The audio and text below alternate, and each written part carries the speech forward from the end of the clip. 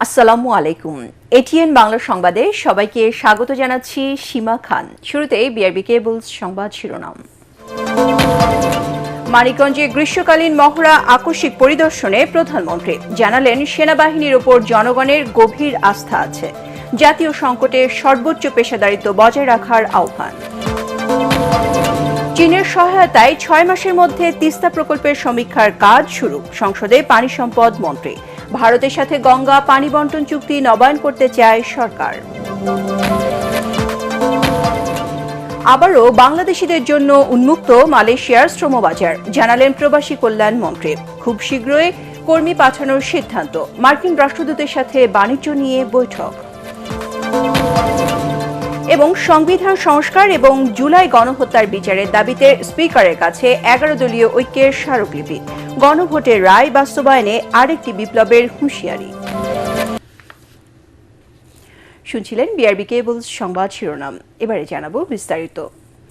সেনাবাহিনীর ওপর জনগণের গভীর আস্থা রয়েছে। আগামীতেও যে কোনো জাতীয় সংকট ও আইন শৃঙ্খলা রক্ষায় সেনা সদস্যদের সর্বোচ্চ পেশাদারিত্ব বজায় রাখার আহ্বান জানিয়েছেন প্রধানমন্ত্রী তারেক রহমান। মানিকগঞ্জের সিংগাইরে সেনাবাহিনীর গ্রীষ্মকালীন মহড়ায় আকস্মিক পরিদর্শনে গিয়ে সেনা সদস্যের এমন নির্দেশনা দেন তিনি। সিংগাইরে 9ম পদাতিক ডিভিশনের অধীনে 8ম বীর এর প্রশিক্ষণ এলাকায় হঠাৎ করে উপস্থিত হন প্রধানমন্ত্রী। এ সময় তিনি পুরো এলাকা পায়ে হেঁটে ঘুরে দেখেন। সেনাবাহিনীর কৌশলগত প্রস্তুতি ও একটি রেইড মহড়া প্রত্যক্ষ করেন। দেশের ইতিহাসে এই প্রথম কোনো প্রধানমন্ত্রী গ্রীষ্মকালীন প্রশিক্ষণে সশরীরে উপস্থিত হয়ে মাঠ পর্যায়ে সেনা সদস্যদের সঙ্গে দীর্ঘ সময় কাটালেন। এ সময় তারেক রহমান সেনা বাংকারে নেমে রণকৌশল নিয়ে মতবিনিময় করেন ও সৈনিকদের খোঁজ খবর নেন। পরে তিনি মাঠ পর্যায়ে প্রস্তুত খাবার গ্রহণ করেন ও চা চক্রে অংশ নেন। এই সময় প্রধানমন্ত্রী প্রতিরক্ষা উপদেষ্টা অবসরপ্রাপ্ত brigadier general doctor AKM Shamsul Islam, সেনাপ্রধান জেনারেল ওয়াকারুজ্জামান, প্রধানমন্ত্রীর সামরিক সচিব মেজর জেনারেল আবুল হাসনাত মোহাম্মদ তারিক এবং সেনাবাহিনীর ঊর্ধ্বতন কর্মকর্তারা উপস্থিত ছিলেন। এদিকে সংসদ অধিবেশন দেখতে আসা দেশের বিভিন্ন শিক্ষা প্রতিষ্ঠানে শিক্ষক, শিক্ষার্থী ও বিদেশি শিক্ষার্থীদের সঙ্গে সাক্ষাৎ করেছেন প্রধানমন্ত্রী তারেক রহমান। মঙ্গলবার বিকেলে অধিবেশনের নামাজের বিরতিতে তাদের সঙ্গে কুশল বিনিময় করেন তিনি। এ সময় শিক্ষার্থীদের লেখাপড়ার খোঁজ খবর নেয়ার পাশাপাশি দক্ষতা অর্জনের মাধ্যমে দেশ গঠনে ভূমিকা রাখার আহ্বান জানান প্রধানমন্ত্রী। এদিন দেশের বিভিন্ন শিক্ষা প্রতিষ্ঠানে শিক্ষক, শিক্ষার্থীর পাশাপাশি ইউনিভার্সিটি অব অক্সফোর্ডের 4 বিদেশি শিক্ষার্থী সহ বিভিন্ন প্রতিনিধি দল সংসদ ভবন পরিদর্শন ও প্রধানমন্ত্রীর সঙ্গে সাক্ষাতের সুযোগ পান। ওদিকে বোরসব 2026 আন্তর্জাতিক প্রতিযোগিতায় বাংলাদেশের প্রতিনিধিত্ব করতে যাওয়া ঢাকা রেসিডেন্সিয়াল মডেল কলেজের শিক্ষার্থীদের সঙ্গে মতবিনিময় করেছেন তারেক রহমান। জাতীয় সংসদ ভবনের প্রধানমন্ত্রীর দপ্তরে শিক্ষার্থীরা তাদের উদ্ভাবিত পানির নিচের রোবোটিক্স প্রকল্প প্রজেক্ট পোসাইডিন সহ কোড উপস্থাপন করেন। এ সময় প্রধানমন্ত্রী আন্তর্জাতিক অঙ্গনে বাংলাদেশের প্রতিনিধিত্ব করায় শিক্ষার্থীদের অভিনন্দন জানান। পরে তিনি নিজের লেখা সবার আগে বাংলাদেশ বইটি শিক্ষার্থীদের উপহার দেন।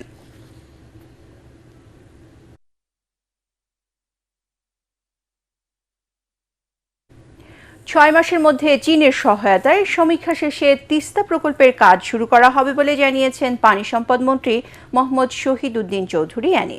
জাতীয় সংসদের অধিবেশনে রংপুর 1 আসনের সংসদ সদস্য মোহাম্মদ রাইহান সিরাজির এক প্রশ্নের লিখিত উত্তরে তিনি আরও জানান, ভারতের সঙ্গে গঙ্গা পানি বন্টন চুক্তি নবায়ন করতে চায় সরকার। মন্ত্রী বলেন, তিস্তা নদী উত্তরাঞ্চলের মানুষের জীবন জীবিকার জন্য অত্যন্ত গুরুত্বপূর্ণ।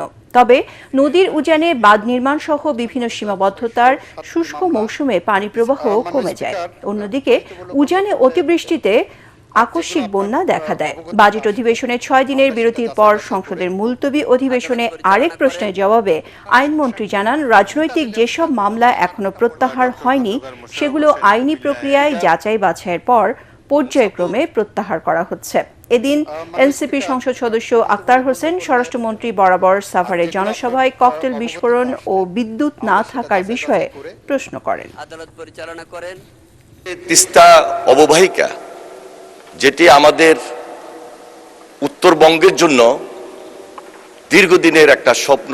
চায়না সরকারের আন্তরিকতায় আমরা টেকনিক্যাল সাপোর্ট নেওয়ার চেষ্টা করছি আমরা আশা করছি যে আগামী 6 মাসের মধ্যে আমাদের এই কার্যক্রম সমাপ্ত হবে এবং ওই অঞ্চলের মানুষের যে দীর্ঘদিনের স্বপ্ন তা বাস্তবায়ন করার লক্ষ্যে আমরা মাননীয় প্রধানমন্ত্রী জনাব তারেক রহমানের নেতৃত্বে এই প্রকল্পটি বাস্তবায়ন করার জন্য সম্পূর্ণরূপে উদ্যোগ গ্রহণ করব। বাংলাদেশি শ্রমিকদের জন্য মালয়েশিয়ার শ্রমবাজার খুলে দেওয়া হয়েছে বলে জানিয়েছেন প্রবাসী কল্যাণ ও বৈদেশিক কর্মসংস্থান মন্ত্রী আরিফুল হক চৌধুরী। মঙ্গলবার সিলেটে বাংলাদেশে নিযুক্ত মার্কিন রাষ্ট্রদূত ব্রেন্ট টি ক্রেস্টেনসনের সঙ্গে সৌজন্য সাক্ষাৎ শেষে তথ্য জানান মন্ত্রী। আরিফুল হক চৌধুরী বলেন, মধ্যপ্রাচ্য সহ সব দেশে শ্রমবাজার খুলে যাবে। জাপান, দক্ষিণ কোরিয়া, ওমান, সৌদি আরবেও শ্রমবাজার পর্যায়ক্রমে উন্মুক্ত হবে বলে জানান তিনি। পরে সিলেটের ঐতিহাসিক স্থানসমূহ পরিদর্শন করেন মার্কিন রাষ্ট্রদূত। এ সময় তার সঙ্গে সিলেট সিটি কর্পোরেশনের প্রশাসক আব্দুল কাইয়ুম চৌধুরী সহ সিটি কর্পোরেশনের কর্মকর্তারা উপস্থিত ছিলেন। আমার সঙ্গে সৌজন্য সাক্ষাৎ হলো। আমি তাকে তাদের বড় বড় ইন্ডাস্ট্রি গুলাকে, এখানে অনেকগুলো স্টোন আছে, বিভিন্ন ধরনের আছে, যদি ইনভেস্টর হিসাবে আসে আমরা প্রোভাইড করবো। তারাও আগ্রহ প্রকাশ করেছে, দেখা যাক সে আমার নির্বাচনী এলাকা সে ভিজিট করবে। আগের সরকারের স্বার্থবিরোধী চুক্তির বৃত্ত ভেঙে সবার আগে বাংলাদেশ নীতি গ্রহণ করেছে বর্তমান সরকার। একথা জানিয়েছেন সরকারের প্রধান তথ্য কর্মকর্তা সৈয়দ আবদাল আহমদ। প্রধানমন্ত্রী তারেক রহমানের সাম্প্রতিক মালয়েশিয়া এবং চীন সফরে যাওয়ার ইতিবাচক ও সুদূর প্রসারী প্রতিফলন দেখা গেছে বলেও মনে করেন তিনি। এদিকে প্রধানমন্ত্রীর চীন সফরকে দেশের অর্থনীতি পুনরুত্থানের গেম চেঞ্জার হিসেবে দেখছেন এটিএন বাংলার পরিচালক ও debate for democracy chairman Hasan Ahmed Chowdhury Kiron. বিস্তারিত জেমস হামিমের রিপোর্টে। প্রদর্শক ইস্পাহানি মির্জাপুর শুভরাত্রিতে আপনাদের সবাইকে স্বাগত জানাচ্ছি। আজ আমরা কথা বলবো এটিএন বাংলার নিয়মিত আয়োজন ইস্পাহানি মির্জাপুর শুভরাত্রি অনুষ্ঠানে প্রধানমন্ত্রী মালয়েশিয়া চীন সফর ও ভূ রাজনৈতিক প্রেক্ষাপট নিয়ে আলোচনা অতিথি সরকারের প্রধান তথ্য কর্মকর্তা সৈয়দ আবদাল আহমদ। ভূ রাজনীতিতে ভারসাম্যপূর্ণ একটা তিনি জানান, প্রধানমন্ত্রী মালয়েশিয়া সফরের ফলে দীর্ঘদিনের জটিলতা কাটিয়ে দেশটির শ্রমবাজার বাংলাদেশের জন্য আবারও মুক্ত হচ্ছে। পাশাপাশি দীর্ঘদিনের রোহিঙ্গা সংকটের স্থায়ী সমাধানের ইতিবাচক আশ্বাস দিয়েছেন মালয়েশিয়ান প্রধানমন্ত্রী আনোয়ার ইব্রাহিম। দুই দেশের সরকার প্রধানের গভীর বন্ধুত্ব এই সম্পর্ক আগামীতে দেশের অর্থনৈতিক ও পর্যটন খাতে বড় ভূমিকা রাখবে বলে মনে করেন তিনি। শ্রমবাজারটা একটা সিন্ডিকেটের কবলিত ছিল। তো এই সমস্যাটা দীর্ঘদিন ধরে চলে আসছিল। তো এই সমস্যাটা এই সফরকালে উনি মালয়েশিয়ান প্রধানমন্ত্রী আনোয়ার ইব্রাহিমের সঙ্গে কথা বলেছেন এবং উনি অত্যন্ত আন্তরিকতার সঙ্গে এই বিষয়টা সুরাহা করার বিষয়ে আমাদের প্রধানমন্ত্রীকে আশ্বস্ত করেছেন। অনুষ্ঠানে সরকারের প্রধান তথ্য কর্মকর্তা সৈয়দ আবদাল আহমেদ বলেন, বিগত সরকারের আমলে দেশের স্বার্থ উপেক্ষা করে বিশেষ করে ভারতের সাথে নানা চুক্তি করা হয়েছিল। তবে বর্তমান সরকারের অতীতে সেই ধারা থেকে সম্পূর্ণ বেরিয়ে এসে বাংলাদেশ ফার্স্ট বা সবার আগে বাংলাদেশ নীতি অবিচল রয়েছে। সবার আগে বাংলাদেশ, এটাই বাংলাদেশের কূটনীতির মূল নীতি হলো এটা, যে বাংলাদেশের স্বার্থ, বাংলাদেশের জনগণের স্বার্থ। অনুষ্ঠানের সঞ্চালক এটিএন বাংলার পরিচালক ও debate for democracy chairman Hasan Ahmed Chowdhury Kiron প্রধানমন্ত্রী চীন সফরকে দেশের অর্থনৈতিক পুনরুত্থানের গেম চেঞ্জার হিসাবে দেখছেন। এ সফরে মোংলা বন্দর উন্নয়ন এবং অর্থনৈতিক অঞ্চল বড় বিনিয়োগের পাশাপাশি মিয়ানমার চীন অর্থনৈতিক করিডোরের রূপরেখা তৈরি হয়েছে। মালয়েশিয়া সফর সেটি নিশ্চয়ই একটা আশা জায়গায় আমাদেরকে নিয়ে যাবে এবং অভূতপূর্বভাবে আমরা দেখেছি যে বাংলাদেশের জাতীয় সংসদে কোনো আলোচনায় সরকারি বিরোধী দল কিন্তু ঐক্যমতের জায়গাটা কিন্তু পৌঁছাতে পারেনি। সেখানে আমরা দেখেছি এই দুটি সফর নিয়ে কিন্তু বেশ গুরুত্বপূর্ণ আলোচনা হয়েছে। বিরোধী দলের পক্ষ থেকেও কিন্তু তারা বলেছেন যে দেশের স্বার্থকে বিবেচনা করে কিন্তু আমাদেরকে এগিয়ে যেতে হবে। চীনের সঙ্গে আমদানি রপ্তানি আরও বাড়বে বলে মনে করেন তিনি। কর্মসংস্থানের ক্ষেত্রে তৈরি হবে নতুন দিগন্ত। হাসান আহমেদ চৌধুরী বলেন, প্রধানমন্ত্রী এই সফরের মধ্য দিয়ে সব জটিলতার সমীকরণ পেরিয়ে ভারসাম্যপূর্ণ কূটনৈতিক মাধ্যমে সমৃদ্ধ অর্থনৈতিক স্বপ্ন দেখছে বাংলাদেশ। ডক্টর মাহাথির মোহাম্মদের সঙ্গে জেমস হামিম, এটিএন বাংলা, ঢাকা। এই যে রেস্ট হাউসটা অবিলম্বে সংবিধান সংস্কার পরিষদের অধিবেশন আহ্বান করে গণভোটের রায় বাস্তবায়ন এবং জুলাই গণহত্যার বিচারের দাবিতে জাতীয় সংসদের স্পিকারের কাছে স্মারকলিপি দিয়েছে 11 দল। মঙ্গলবার গণভোটের রায় বাস্তবায়ন ও জুলাই হত্যাকাণ্ডের বিচারের দাবিতে রাজধানীর মানিক মিয়া এভিনিউয়ে মানববন্ধন করে 11 দলীয় ঐক্য। এতে অংশ নেয় জুলাই শহীদ পরিবারের সদস্য, আহত ও জুলাই যোদ্ধারা। এ সময় 11 দলের সমন্বয়ক হামিদুর রহমান আজাদ বলেন, গণভোটের রায় বাস্তবায়নে প্রয়োজনে আরেকটি জুলাই বিপ্লব হবে। বিস্তারিত জানাচ্ছেন তৌহিদুর রহমান নিশান। মঙ্গলবার 11 দলীয় ঐক্যের উদ্যোগে গণভোটের রায় বাস্তবায়ন ও জুলাই হত্যাকাণ্ডের বিচারের দাবিতে রাজধানীর মানিক মিয়া এভিনিউয়ে মানববন্ধন করে 11 দলের নেতাকর্মী ও শহীদ পরিবারের সদস্য এবং আহত জুলাই যোদ্ধারা। সরকার গঠনের যে ভোট, সেই ভোটটাকে যদি কার্যকর করা হয়, গণভোটের ভোটকে কেন কার্যকর করা হবে না, এটাই আমাদের প্রশ্নের জায়গা। এ সময় জুলাই হত্যাকাণ্ডের বিচারের বিলম্বে ক্ষোভ প্রকাশ করেন শহীদ পরিবারের সদস্যরা। এরা আজকে সংসদের আমাদের সন্তানদের রক্তের উপর বসা যে কথাগুলো বলে, কিন্তু আমাদের এই জুলাই সনদের ব্যাপারে তারা কোনো কথা বলে না। কিন্তু আমাদের জুলাই সনদ আমরা বাস্তবায়ন করতে চাই। মানববন্ধনে 11 দলের সমন্বয়ক হামিদুর রহমান আজাদ বলেন, গণভোটের রায় বাস্তবায়নে প্রয়োজনে আরেকটি বিপ্লব হবে। জনগণের মতকে উপেক্ষা করে চলবেন, এটা জনগণ হতে দিবে না বাংলাদেশে। প্রয়োজনে জুলাইয়ের গণভোটের রায় বাস্তবায়নের জন্য আরেকটি জুলাই বিপ্লব হবে। এ সময় গণরায় বাস্তবায়ন না হলে দেশের রাজনীতি সংকটে পড়তে পারে বলে মন্তব্য করেন জামাতের সেক্রেটারি জেনারেল মিয়া গুলাম পরোয়ার। বাংলাদেশের রাজনীতির এখন প্রধান সংকট এই গণভোটের রায় বাস্তবায়ন না হওয়া। এটা যদি বাস্তবায়ন না হয়, এই সংকট বাংলাদেশের রাজনৈতিক সংঘাতের দিকে নিয়ে যেতে পারে। এর আগে অবিলম্বে সংবিধান সংস্কার পরিষদের অধিবেশন আহ্বান করে গণভোটের রায় বাস্তবায়ন এবং গণহত্যার বিচারের দাবিতে জাতীয় সংসদের স্পিকারের কাছে স্মারকলিপি প্রদান করেন 11 দলের প্রতিনিধি দল। তৌহিদুর রহমান নিশান, এটিএন বাংলা, ঢাকা। জুলাই নিয়ে কটূক্তি ফৌজদারি অপরাধ নয়, তবে এ ধরনের বক্তব্য অগ্রহণযোগ্য। সচিবালয়ের নিয়মিত ব্রিফিংয়ে এসব কথা বলেন প্রধানমন্ত্রীর তথ্য উপদেষ্টা ডাক্তার জাহিদুর রহমান। তিনি জানান, তুরাগ নদে আওয়ামী লীগের কর্মীদের মৃত্যুর ঘটনার তদন্ত করছে সরকার। দলটির বিচার শেষ না হওয়া পর্যন্ত কার্যক্রম না চালানোর পরামর্শ দেন তিনি। সাভারে এনসিপি সমাবেশে বোমা বিস্ফোরণের তদন্ত চলছে বলেও জানান তথ্য উপদেষ্টা। রিপোর্টে জানাচ্ছেন মাহবুব কবির চপল। জুলাই নিয়ে বিভিন্ন জায়গায় চলছে অবমাননা। এটা নিয়ে ফেসবুকে পোস্ট করেন অভিনেত্রী মেহের আফরোজ শাওন। মুহূর্তেই তা ভাইরাল হয়ে যায়। এই ইস্যুতে শাওন, চিত্রনায়িকা মাহি, সাংবাদিক সোমা ইসলাম সহ 6 জনের বিরুদ্ধে শাহবাগ থানায় অভিযোগ করে একটি সংগঠন। সরকার এ বিষয়ে ব্যবস্থা নেবে কিনা সাংবাদিকদের এমন প্রশ্নের জবাব দেন প্রধানমন্ত্রীর তথ্য উপদেষ্টা। জুলাই নিয়ে কটূক্তি অত্যন্ত মর্মান্তিক, অত্যন্ত অপ্রত্যাশিত, কিন্তু এটা এখন পর্যন্ত আমরা ক্রিমিনাল অফেন্স হিসাবে আমরা কোনো আইনে এটাকে ইনক্লুড করিনি। সুতরাং আইনগত ব্যবস্থা তাদের বিরুদ্ধে নেয়ার ক্ষেত্রে ওই কাজটা আগে করতে হবে। তো সমাজে এই আলাপটা হওয়া দরকার আছে, জুলাইকে নিয়ে এই ধরনের মন্তব্যকে আমরা ক্রিমিনালাইজ করব কিনা। তুরাগ নদে আওয়ামী লীগ কর্মীদের মৃত্যুর ঘটনায় দলটির নেতাকর্মীরা খুনের অভিযোগ করছেন। যদিও পুলিশ দাবি করছে পালাতে গিয়ে তাদের মৃত্যু হয়েছে। প্রধানমন্ত্রীর তথ্য উপদেষ্টা জানান, ঘটনাটির তদন্ত চলছে। আওয়ামী লীগের নেতাকর্মীদের ধৈর্য ধরবার পরামর্শ দেন তিনি। বলেন, ভারতে বসে ষড়যন্ত্রমূলক বক্তব্যের বিষয়ে খতিয়ে দেখছে সরকার।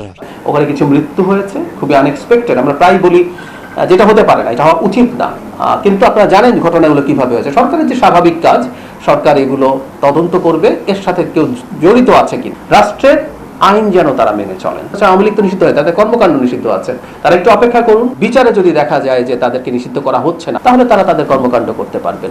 ইন্ডিয়াতে বসে তারা যে এই কাজটা করছেন, এটা মানে রাষ্ট্রীয় জায়গা থেকে আমরা এটাকে আগেও আমাদের সরকার থেকে কথা বলা হয়েছে, এটা বলা হবে। সোমবার সাভারে এনসিপির সমাবেশে বোমা বিস্ফোরণের ঘটনায় সরকারকে দায়ী করেন দলটির আহ্বায়ক নাহিদ ইসলাম। এ ধরনের বক্তব্যকে রাজনৈতিক উল্লেখ করে প্রধানমন্ত্রীর তথ্য উপদেষ্টা বলেন, বিষয়টির তদন্ত চলছে।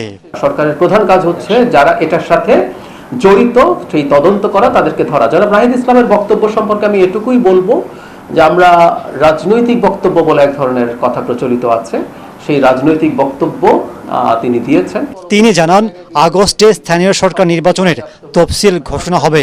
বলেন, ৭১-এ মানবতা বিরোধী অপরাধের বিচার বন্ধ হবার কারণ নেই। বন্ধ হওয়ার কোনো কারণ নেই, আমি তারপর এই ব্যাপারটাতে খোঁজ নেব।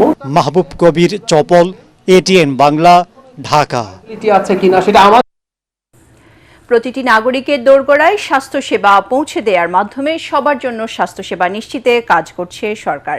একথা জানিয়েছেন জিয়াউর রহমান ফাউন্ডেশনের ভাইস প্রেসিডেন্ট ও প্রধানমন্ত্রীর সহধর্মিণী ডাক্তার জুবাইদা রহমান। রাজধানীতে এক সেমিনারে তিনি আরও বলেন, সার্বজনীন স্বাস্থ্য সুরক্ষা নিশ্চিত করতে চায় সরকার, যাতে চিকিৎসা বিল পরিশোধ করতে গিয়ে কাউকে ক্ষতিগ্রস্ত হতে না হয়। স্বাস্থ্য খাতে এবারের বাজেটে বিশেষ গুরুত্ব দেওয়া হয়েছে জানিয়ে অর্থমন্ত্রী বলেন, বেসরকারি খাতের মতো সরকারিভাবেও স্বাস্থ্যসেবা নিশ্চিত করা হবে। মইনুল হাসান জানাচ্ছেন বিস্তারিত। বাংলাদেশের স্বাস্থ্য উদ্যোক্তা বিষয়ক এক কর্মশালার উদ্বোধনী সেশনে যোগ দেন জিয়াউর রহমান ফাউন্ডেশনের ভাইস চেয়ারম্যান, প্রধানমন্ত্রীর সহধর্মিণী ডাক্তার জুবাইদা রহমান, সরকারের বেশ কয়েকজন মন্ত্রী, উপদেষ্টা সহ বিশেষজ্ঞরা। স্বাস্থ্যমন্ত্রী সর্দার সাখাওয়াত হোসেন বলেন, সীমিত সম্পদ দিয়ে বিশাল জনগোষ্ঠীর স্বাস্থ্যসেবা নিশ্চিত করা সহজ নয়। অর্থমন্ত্রী আমির খসরু মাহমুদ চৌধুরী বলেন, সব শ্রেণীর মানুষের স্বাস্থ্যসেবা নিশ্চিত করার কথা মাথায় রেখে বাজেটে স্বাস্থ্য খাতকে বিশেষ গুরুত্ব দেওয়া হয়েছে। We are trying our best to achieve the best entrepreneurship in the medical sector. We are a large number of population. It is very difficult, but our entrepreneurship has reached up to the remote village. We are not very expert, but nowadays in our country, bone marrow transplantation is going on. The elected government has to deliver what we have promised. And healthcare is one thing we have promised to our people. প্রধান অতিথির বক্তব্যে doctor Zubaida Rahman বলেন, স্বাস্থ্য খাতের challenge মোকাবেলা করতে সাহসী ও উদ্ভাবনী পদক্ষেপ নিতে তরুণ প্রজন্মকে সম্পৃক্ত করতে হবে। We face a new generation of health challenges. Non-communicable diseases are rising. Our population is aging. Climate change is creating new risks. And urbanization is changing the way people live, work, and seek care. These challenges are complex, and they cannot be solved by one institution or one sector alone. They require new ways of thinking, new partnerships. বাংলাদেশের মানুষকে তাদের স্বাস্থ্য ব্যয়ের ৭২% নিজেদের pocket থেকে দিতে হয় উল্লেখ করে তিনি বলেন, এই ব্যয় বহন করতে গিয়ে মানুষ আরো দরিদ্র হচ্ছে। We endeavor health for all, ensure universal health coverage, and deliver health care to every citizen with dignity and respect, so that no one is ruined paying medical bills and quality care reaches everyone's doorstep. Doctor Laura রাইকেনবার্গের সভাপতিত্বে কর্মশালায় স্বাস্থ্য খাত নিয়ে কাজ করা বিশেষজ্ঞ, বিদেশি দূতাবাসের কর্মকর্তা ও চিকিৎসকরা অংশ নেন। মইনুল হাসান, এটিএন বাংলা, ঢাকা। এবারে পূবালী ব্যাংক বাণিজ্য সংবাদ।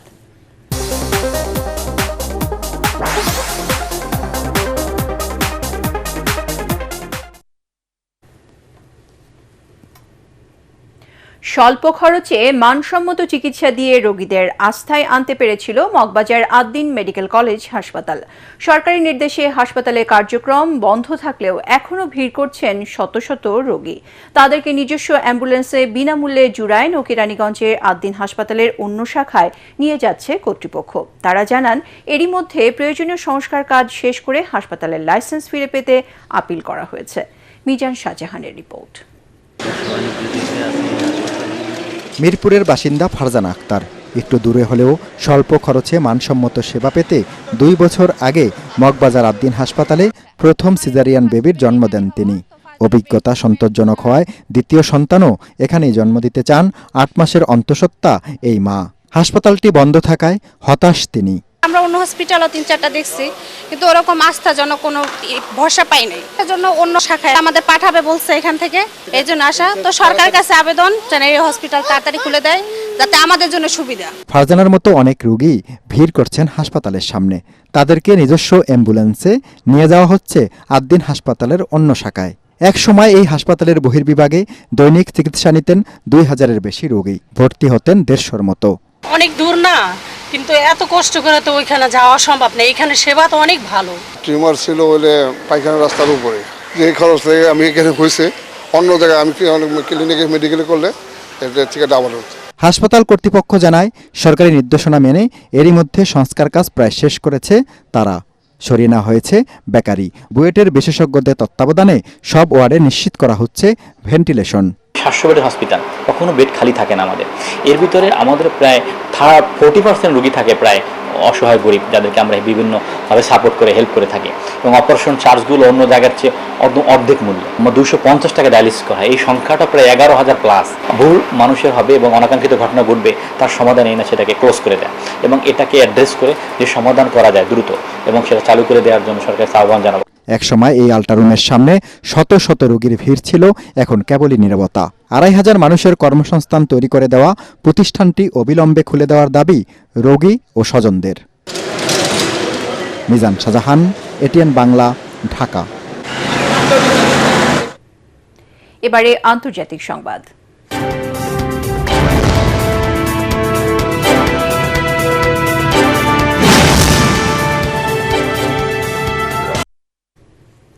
ইরানে প্রয়াত সর্বোচ্চ নেতা আয়াতুল্লাহ আলী খামেনির মরদেহ পবিত্র শহর কোমে পৌঁছেছে। সকাল থেকে সেখানে লাখো শোকাহত মানুষ শ্রদ্ধা জানাতে সমবেত হন। পায়ে হেঁটে এবং অনেকে যানবাহনে করে শোকযাত্রায় যোগ দেন। তাদের হাতে ছিল ইরানের জাতীয় পতাকার পাশাপাশি লাল পতাকা। আগামী 9 জুলাই উত্তর পূর্ব ইরানের মাশহাদে রাষ্ট্রীয় মর্যাদায় তাঁকে দাফন করা হবে। এবারে খেলার খবর।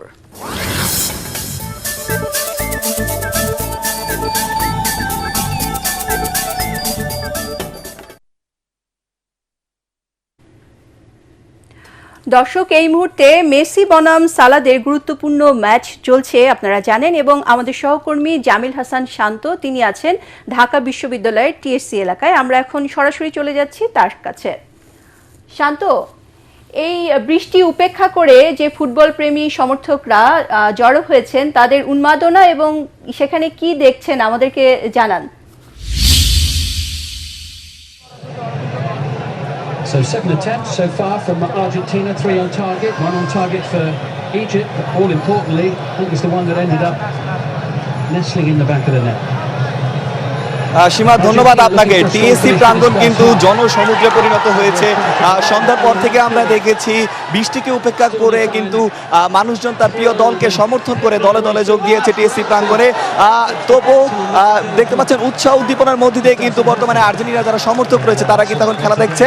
কিন্তু এই আনন্দটা আসলে বেশিক্ষণ টেকেনি। 15 মিনিটের মাথায় আসলে যে মিশর গোল দিয়ে দিয়েছে, বর্তমানে কিছুটা আসলে আর্জেন্টিনার ফ্যানরা চিন্তিত রয়েছে।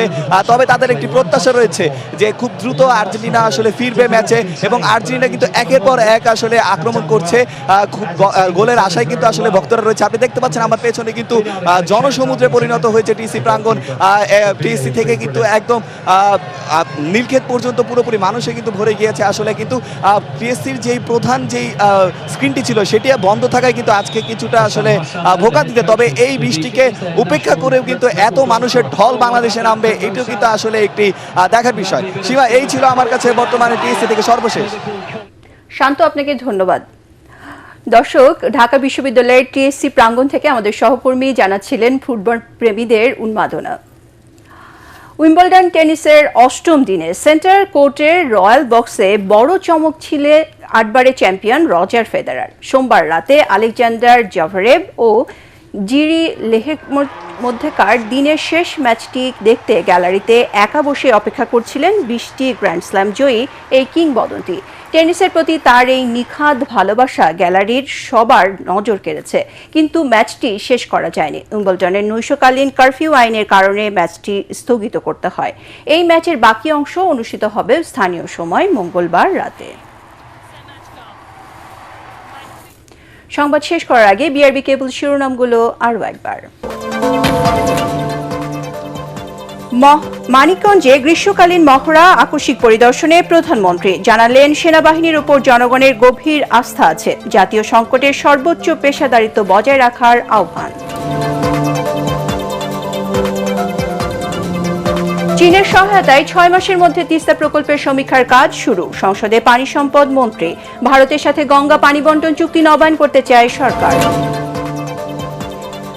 আবারও বাংলাদেশিদের জন্য উন্মুক্ত মালয়েশিয়ার শ্রমবাজার, জানালেন প্রবাসী কল্যাণ মন্ত্রী। খুব শীঘ্রই কর্মী পাঠানোর সিদ্ধান্ত। মার্কিন রাষ্ট্রদূতের সাথে বাণিজ্য নিয়ে বৈঠক।